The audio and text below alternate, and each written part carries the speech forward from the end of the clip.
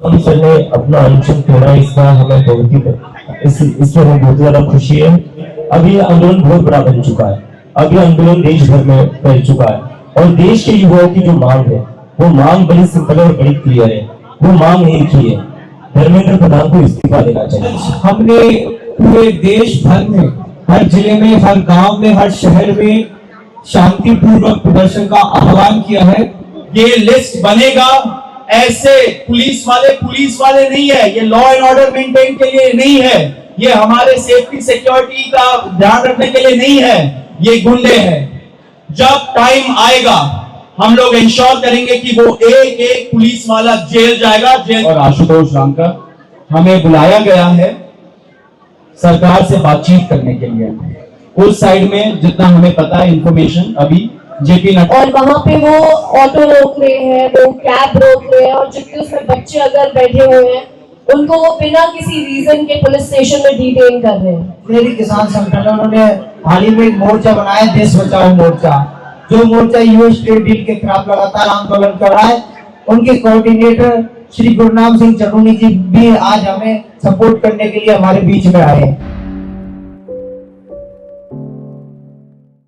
सबसे पहले तो मैं सभी मीडिया वालों का धन्यवाद करना चाहता हूँ यहाँ पर आने के लिए। And to start with the press conference, we are really and glad that Sonam sir has ended his hunger strike. Sonam sir ने अपना अनशन तोड़ा, इसका हमें बहुत ही इससे हमें बहुत ज्यादा खुशी है और बहुत ही बड़ा रिलीफ मिला हमें, बिकॉज 36 से ज्यादा दिन हो चुके थे वो अनशन पर थे और उन्होंने जो अपना अनशन तोड़ा है वो बच्चों के लिए तोड़ा है। वो नहीं चाहते थे किसी भी बच्चे के ऊपर केस फाइल हो, वो उनकी कंडीशन थी। And we would really like to thank Sonam sir, उन्होंने अपनी जिंदगी दांव पर लगाकर इस देश के हर एक इंसान को जागरूक किया है। सोनम सर ने जो इस देश के लिए किया है, इस देश के भविष्य के लिए किया है, वो शायद इतिहास में हमेशा याद रखा जाएगा। तो सोनम सर का हम धन्यवाद करते हैं कि जो उन्होंने कदम उठाया था इस देश को जागरूक करने के लिए, it has made a big difference और उसकी वजह से आज देश भर में इतना बड़ा आंदोलन खड़ा हुआ है। अभी हम चाहते हैं कि हमारा जो प्रोटेस्ट है, क्योंकि कई सारे अभी आंदोलन बहुत बड़ा बन चुका है, अभी आंदोलन देश भर में फैल चुका है और देश के युवाओं की जो मांग है वो मांग बड़ी सिंपल और बड़ी क्लियर है। वो मांग एक ही है, धर्मेंद्र प्रधान को इस्तीफा देना चाहिए। तो यहाँ पर जो कॉकरोच जनता पार्टी का प्रोटेस्ट है जंतर मंतर पर, वो तब तक पीछे नहीं हटेगा जब तक धर्मेंद्र प्रधान इस्तीफा नहीं देते। तो अगर बीजेपी वाले या जो सरकार है वो सोल्यूशन चाहती है, so there is only one solution to this, Dharmendra Pradhan must resign. Abhijit भाई आज हमने पूरे देश भर में, हर जिले में, हर गांव में, हर शहर में शांतिपूर्वक प्रदर्शन का आह्वान किया है। कल हम लोगों ने लिस्ट भी शेयर की थी, लगभग 150 से ज्यादा शहरों में, जिलों में ऑलरेडी प्रदर्शन चल रहे हैं और जिस तरह के हमें मैसेजेस सुबह से आना शुरू हुए हैं, आज देश के हर जिले में प्रदर्शन होने जा रहे हैं। हम कॉकरोच जनता पार्टी के तमाम समर्थकों का बहुत धन्यवाद करते हैं। शांतिपूर्वक अपनी बात बनाए रखें, हमें सरकार पे लगातार दबाव बनाना है और तब तक पीछे नहीं हटना है जब तक धर्मेंद्र प्रधान जी इस्तीफा नहीं दे देते। दोस्तों, 20 जुलाई 2026 को जिस तरीके का क्रूरता दिल्ली पुलिस और आरएएफ के जवानों ने दिखाया यहाँ के पीसफुल प्रोटेस्टर्स के लिए, वैसा क्रूरता जवाबदेही के बगैर हम लोग नहीं जाने देंगे। तो जैसे हम लोगों ने पहले भी अनाउंस किया, हर एक ऑफिसर जिसने सीधा बच्चों के ऊपर हमला किया, सर फोड़ा, हाथ तोड़े, पैर तोड़े, थप्पड़ मारा, छोटी बच्चियों का, लड़कियों का मोलेस्टेशन किया, सेक्सुअल असॉल्ट किया, वो एक पुलिस ऑफिसर को हम लोगों ने चेतावनी दी है कि हम लोग चुप नहीं बैठेंगे, हम सब याद रखा जाएगा एंड हम लोग भूलेंगे नहीं कि क्या हुआ उन लोगों के साथ। एंड इसी वजह से हम लोग एक वेबसाइट लॉन्च कर रहे हैं। उस वेबसाइट में हम लोग सारे प्रदर्शनकारियों को रिक्वेस्ट करेंगे कि जिन पुलिस वालों ने उनके ऊपर हमला किया, अटैक किया, उनका सर फोड़ा, अगर उनका आपके पास पिक्चर्स है, अगर उनका आपके पास वीडियोस है, तो वो आप अपलोड करें। हमारा कॉकरोच जनता पार्टी का जो टीम है वो उसको छाटेगा आइडेंटिफाई करेगा, एक एक पुलिस वाले को हम आइडेंटिफाई करेंगे एंड उनके खिलाफ एक कंप्लेंट फाइल करेंगे, ये बोलते हुए कि एफआईआर उनके खिलाफ फाइल होना चाहिए।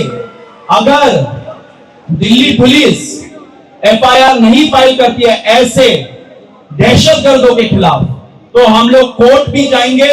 पूरा का पूरा जो इंडिया है, वहां के सारे लॉयर्स हमें हेल्प कर रहे हैं इस चीज के लिए, उनको भी तहे दिल से शुक्रिया। हम लोग कोर्ट जाएंगे, कोर्ट से ऑर्डर लाएंगे कि ऐसे पुलिस वालों के खिलाफ एफआईआर हो।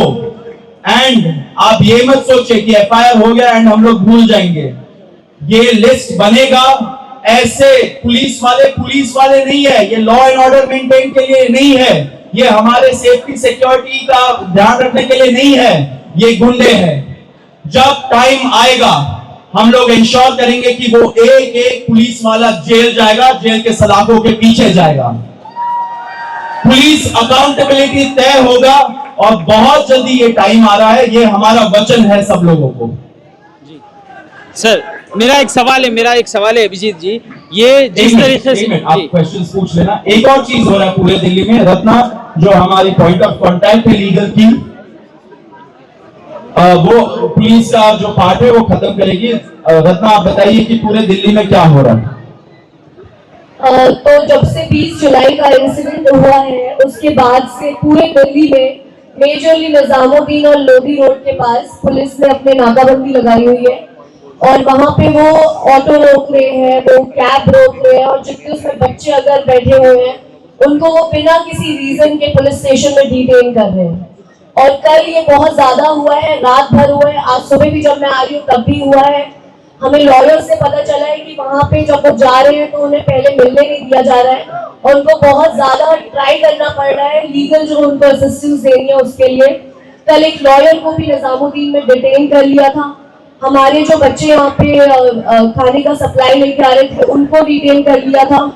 तो हम उसके खिलाफ भी एक लेटर लिखेंगे डीसीपी को एंड हम रिक्वेस्ट कमिश्नर ऑफ पुलिस को एंड हम रिक्वेस्ट करते हैं कि आप प्लीज बिना रीजन के किसी बच्चे को डिटेन ना करें, आप लॉयर्स के साथ बदसलूकी ना करें क्योंकि वो सिर्फ अपनी ड्यूटी कर रहे हैं। आप बिना रीजन के लोगों को डिटेन ना करें।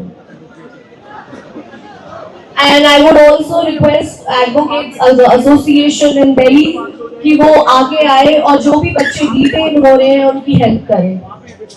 जी दोस्तों एक मिनट, खत्म नहीं हुआ, आप पूछ लेना जितने क्वेश्चंस पूछ रहे हैं। हम लोग कभी प्रश्नों से नहीं डरे हैं, सारे प्रश्न लिए हैं हम लोगों ने। एक और चीज हो रहा है, जैसे आप सभी को पता है 12:30 बजे कॉकरोच जनता पार्टी का जो डेलीगेशन है, मैं और आशुतोष रामकर, हमें बुलाया गया है सरकार से बातचीत करने के लिए।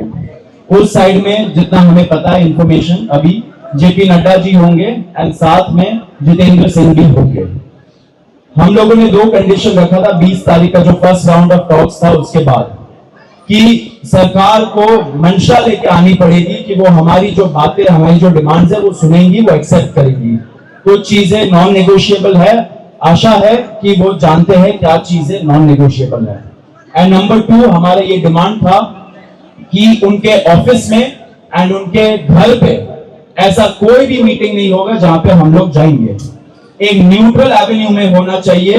अगर जंतर मंतर में आने से वो कतरा रहे हैं, हम लोग पढ़े लिखे लोग हैं, हम लोग रैशनल युवा है, हम लोग जानते हैं कि शायद उनको डर लगे यहाँ पे आने से सिक्योरिटी सिचुएशन की वजह से। ठीक है, कोई बात नहीं, हमने बोला कि एक न्यूट्रल एवेन्यू जैसे कॉन्स्टिट्यूशन क्लब ऑफ इंडिया में ये मीटिंग हो सकती है। 2 दिन उन्होंने इस चीज को सोचने के लिए लिया, अपने ईगो पे शायद उन्होंने लिया होगा। उसके बाद कल रात को उन्होंने कंफर्म किया कि वो कॉन्स्टिट्यूशन क्लब ऑफ इंडिया में मिलेंगे। तो 12:30 बजे ये हमारा मीटिंग है, आगे हम लोग देखेंगे क्या होता है। अभी दीपक बालिया जो हमारे दूसरे स्पोक्स पर्सन है वो बोलेंगे।